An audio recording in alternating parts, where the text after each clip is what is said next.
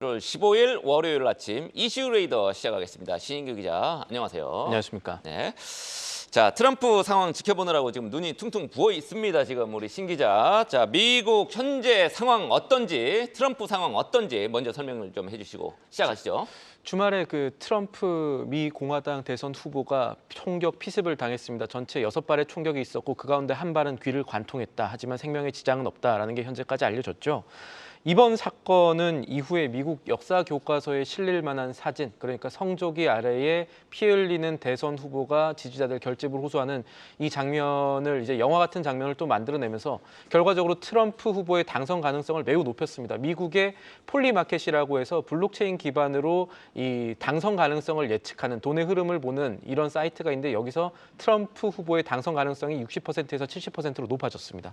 그러니까 지금 상황에서는 특히나 이 경쟁 후보인 바이든 후보 상태 감안하면은 트럼프 후보의 대선 당선 가능성이 굉장히 유력하다라는 것으로 보시면 될 것 같고, 피습 이후에 테슬라 최고 경영자인 일론 머스크는 테슬라의 최고 경영자인 일론 머스크는 트럼프의 지지를 공식화하기도 했습니다. 그래서 주말 사이에 일어난 일이라 미국 증시 아마 하루 뒤에 움직이겠지만 가상자산은 이미 움직였습니다. 이 비트코인은 24시간 대비 4% 이상 상승하면서 6만 달러 선을 재돌파하기도 했습니다. 지금 보니까 6만 1,000달러까지도 돌파를 했더라고요. 그렇습니다. 한국 시장에서는 8,500만 원 넘었습니다. 네. 우리 투자자들 입장에서 이런 움직임 굉장히 중요한데 어떤 거를 좀 중점적으로 보면 될까요? 우선 앞서 설명드렸던 대로 가상자산이 오른다는 것은 트럼프의 당선 가능성과 괴를 같이 하는 겁니다. 원래 트럼프 대통령이 당시 대통령 재임 당시에는 가상자산 사기다 이런 얘기했었습니다만 최근에 이게 변했거든요. 올해 3월에서는 가상자산을 이제 수용하겠다 이러면서 미국 시민들이 이거 지불수단으로 이용할 수 있도록 하겠다라는 얘기를 했습니다. 투자자들 많으니까 그 표에 유리하기도 하죠. 그런 얘기들을 했었고요.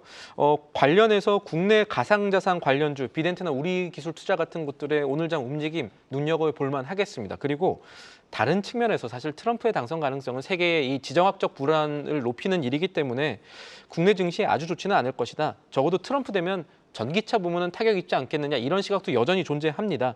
미국이 계속 이어가고 있는 보호무역주의 강화되면 뭐 관세라든지 우리 수출주에는 안 좋은 일들이 일어날 수 있을 것이라는 시각인 거죠. 그리고 조금 더 거시적으로 보면요.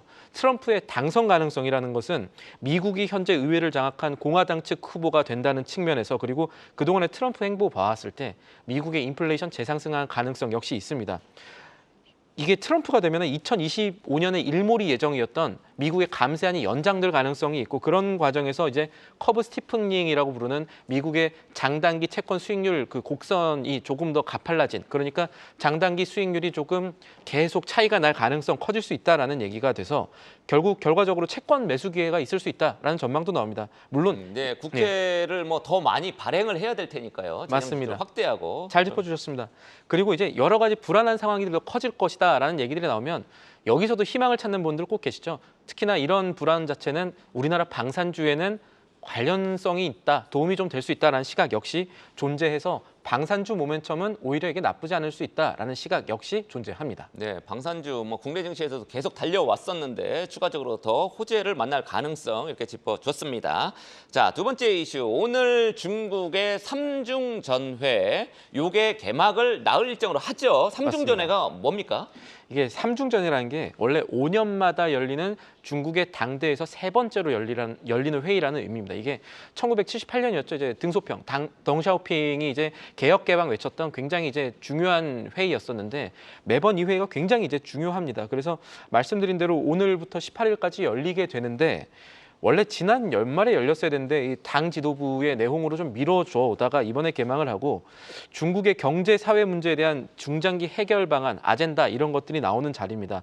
해외 회의 자체는 이제 비공개로 진행이 되기 때문에 18일 날 이제 결론이 제대로 나오기 전에 이게 어떤 얘기들 조금씩 나오느냐에 따라서 중국의 증시뿐만 아니라 최근에 좀 다시 비슷하게 움직이려고 하는 우리나라 증시에도 영향을 줄 수 있는 이벤트가 되겠습니다. 네, 삼중전의 경제, 중국 경제에 포커스를 맞춘 어떤 뭐 중국 경제 지금 안 좋으니까 조금 회복력에 맞습니다. 초점을 맞춘 그런 정책들이 나올 가능성, 이걸 좀 주목해 봐야 될 것 같은데 우리 증시에는 어떤 영향을 끼칠 것으로 예상을 하고 있습니까? 일단 중국이 갖고 있는 부동산 문제에 대해서 어떤 식으로 해결을 볼 것이냐, 어떤 기조를 내놓을 것이냐라는 이 부분이 하나 중요합니다. 일단 중국이 국영기업 설립해서 중국의 부실을 조금 흡수하는 방향이 나오면은 그나마 세계 증시나 어떤 이 불확실성 측면에서는 다행스러운 일이 될 것이다라는 시각이 있습니다. 물론 현재 중국의 이제 돈 없는 중국의 상황을 고려하면 쉽지는 않을 것이다라는 관측 역시 나오고 있고, 또 하나는 이제 전체적인 생산, 중국의 지원 방향을 좀 봐야 될 것 같아요. 중국이 신품진 생산이라는 말을 최근에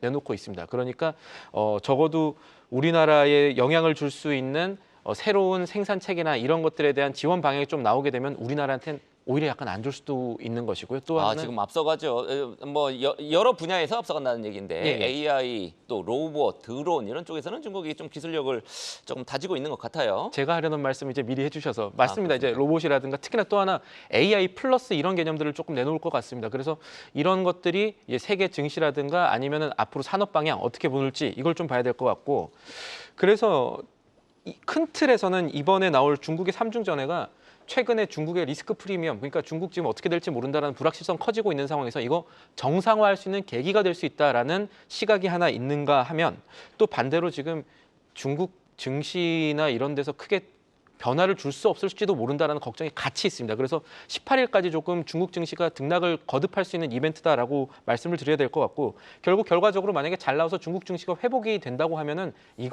그 경우에는 우리나라에는 좀 긍정적 요인이 될 것 같습니다. 최근에는 연초에 있었던 중국 증시와 우리나라 증시 좀 같이 움직이는 경향성이 있었는데 요새 다시 좀 비슷해지는 거 아니냐라는 걱정들이 있거든요. 살짝 기분이 뭐 좋지는 않습니다. 근데 위안화도 그렇고 위안화하고 원화도 그렇고 증시도 그렇고 중국하고 지금 비슷하게 동조화하는 경향이 최근 들어서 좀 있더라고요. 어찌됐든 뭐 맞습니다. 중국 증시도 회복을 많이 했으면 좋겠습니다. 중국 증시에 직접 투자하시는 투자자분들도 국내에 굉장히 많습니다. 저를 포함해서. 예, 다음 이슈 보겠습니다. KCC 주가 조금 실적 개선이 지금 기대가 되면서 주가도 조금씩 관심이 KCC 주가에 대한 관심이 커지고 있다. 이렇게 지금 나오고 있다고 하는데 어떤 내용입니까? 일단 KCC가 이제 뭐 하는 기업인지 조금 더 잘 들여다본 다음에 얘기를 해야 될 것 같아요. KCC 우리가 알기는 뭐 유리, 창호 이런 거 많이 만드는 기업으로 알고 있는데, 건자재로 알고 있는데, 이제는 실리콘을 가장 많이 합니다. 실리콘 사업 매출이 1분기 기준으로 실리콘 제품이 1조 넘고요. 전체 이 매출 비중의 50% 그냥 훌쩍 넘어가거든요. 예. 주로 뭐 창문 틀이라든지 욕실 뭐 이런 데다 이렇게 좀 쏘는 거 이런 거 아닌가요? 합성 실리콘이라고 해서 우리가 알고 있는 그 규소 실리콘이랑은 약간 이제 다르긴 합니다만, 이 뒤에 실리콘 N 뒤에 E가 좀 붙긴 합니다. 어쨌든 뭐 실리콘이라고 이해하시면 될 것 같고 비슷하게 이해하시면 될 것 같고요. 이 실리콘 업계가 전반적인 반등 조짐을 보이고 있습니다. 여러 가지 이제 실리콘 업계를 움직이는 요인들이 있는데, 하나는 중국 쪽에서 실리콘 가격이 좀 띄워줘야 되는 게 있고, 뭐 여러 가지 KCC가 경쟁하는 큰 세계 시장의 5개 회사들의 움직임을 봐야 되는데, 지난 12일 주말에요. 노르웨이의 엘캠이라고 실리콘 만드는 회사가 있습니다. 여기 주가가 12% 반등했습니다. 왜냐하면은 엘캠에서 이제 실적 발표한 다음에 우리 아무래도 수요가 늘어날 것 같고, 그동안에 안 좋았던 수요 늘어날 것 같고, 가격도 조금 올라갈 수 있을 거고, 중국 회복될 것 같다라는 긍정적인 얘기를 했기 때문입니다. 노르웨이 이제 주식시장도 우리가 쳐다봐야 되네요. 왜냐하면은 세계 시장을 뛰는 우리나라 기업들의 이 경쟁력을 같이 볼 수 있기 때문에 그렇습니다. 노르웨이뿐만 아닙니다. 일본의 시네츠라는 곳들도요, 이 KCC의 경쟁사가 될 수가 있는데, 그러니까 업황을 진단할 수가 있는데, 여기가 6월부터 실리콘 가격 10% 인상하기로 했습니다. 이렇게 되면은 이제 2분기에 나올 이 실리콘 부문들 업황이 좋아진다는 거고, 아직 발표 안 했던 KCC의 실적 생각보다 좋을 수 있다는 얘기들이 실제로 나오고 있습니다. 그래서 하나증권 같은 경우는 KCC를 이제 최선호주로 보면서 2분기에 KCC의 이 영업이익 흑자가 우리 생각보다 좋을 수 있다, 이렇게 기대된다라는 얘기를 했습니다. 네, 그렇군요. 우리 상한가 제조기 신 기자가 또 오늘은 KCC를 갖고 왔는데 요즘에 조금 성적이 조금 좋지는 않아요. 어쨌든 계속 좀 우리 주목해서 보겠습니다. 네. 마지막 이슈, 오늘 월요일이니까 이번 주에 글로벌 증시에 영향을 끼칠 만한 핵심 이슈, 국내 이슈를 포함해서 그거를 한번 쫙 정리를 해주세요. 월요일 오늘 나올 거부터 말씀드려야 될 것 같아요. 일단은 중국에서 삼중전에 나온다라는 얘기는 드렸고, 그리고 같은 날 월요일에 중국의 이 최근 GDP 데이터 그리고 경제 성장률 데이터가 일단은 나오게 됩니다. 네, 그렇군요. 자, 뭐 오늘 HD 한국조선해양의 STX 중공업 인수에 대한 공정거래위원회의 결합심사 결과도 오늘 나올 예정이라고 하니까요. 그것도 한번 지켜보겠습니다. 네. 주가에 영향을 미칠 수 있는 이벤트가 됐고 그리고 다음 날인 16일 화요일 날 보면은 일단 우리나라의 IMF 경제 전망 어떻게 보고 있느냐, IMF가 우리나라 경제 전망 어떻게 보는지에 대한 수정치가 나올 겁니다. 그리고 우리나라의 원화 대출 연체율 이런 것뿐만 아니라 이건 이제 경제 부분에서 우리나라 이제 부채 문제를 좀 자극할 수 있겠지만 미국의 6월 소매 판매가 어떻게 될지 이게 다음 날 우리나라 증시에 영향을 줄 수 있는 주요 이벤트가 될 것이고 17일 수요일